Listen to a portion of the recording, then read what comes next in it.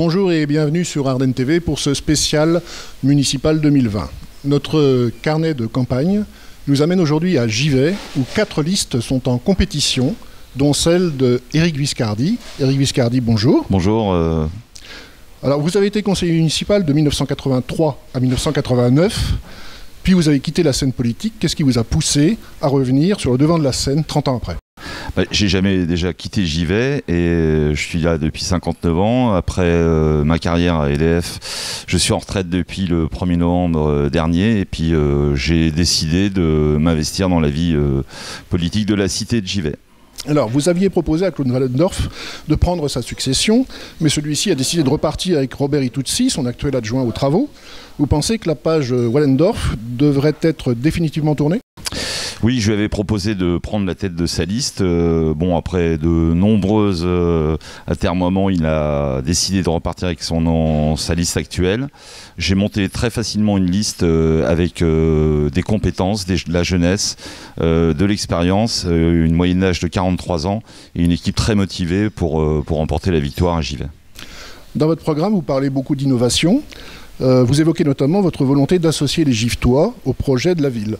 Quelle forme pourrait prendre, selon vous, cette démocratie participative ? Voilà, dans nos 23 engagements qui ont été déjà diffusés, on a un engagement important qui s'appelle le budget participatif citoyen. En gros, c'est réserver une partie du budget pour des projets collectifs au niveau des habitants, projets collectifs uniquement, avec un budget qui est quand même important, qui est autour de 500 000 euros, qu'on définira avec une commission, appel à projet. Voilà un peu l'idée du budget participatif qui commence à faire beaucoup d'émules dans beaucoup de villes en France. Alors, la plupart des candidats parlent beaucoup de redynamisation du centre-ville. Quelles seraient, selon vous, les solutions pour cette redynamisation ? Alors là aussi, dans mes engagements, j'en ai pas mal. La première, il y a un dispositif qui permettra, après la loi d'orientation budgétaire au niveau de l'État, d'exonérer de la part communale la taxe foncière ou la CFE. Donc ça, nous, on s'engage à l'exonérer au niveau de la part communale. Mais il n'y a pas que ça. Je supprimerai également le parking, le stationnement payant dans l'ensemble de la ville. Givet est la seule ville avec Charleville à avoir un stationnement payant. J'en remets le stationnement en zone bleue. Troisième chose, j'essaie de redynamiser aussi en ayant un projet sur le Carrefour City rue Gambetta que les Givetois connaissent très bien et qui permettrait de faire un endroit avec une épicerie, un répart café et un endroit de foule, quoi.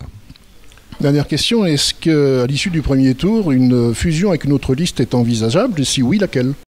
Alors, avant le deuxième tour, il y a un premier tour.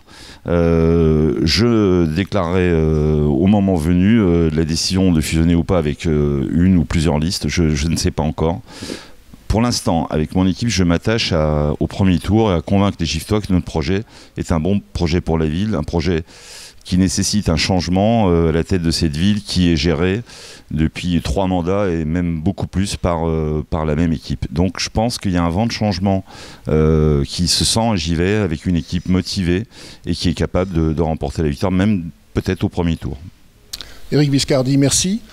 Et puis nous donnons rendez-vous sur Ardennes TV pour un prochain portrait de campagne. Merci.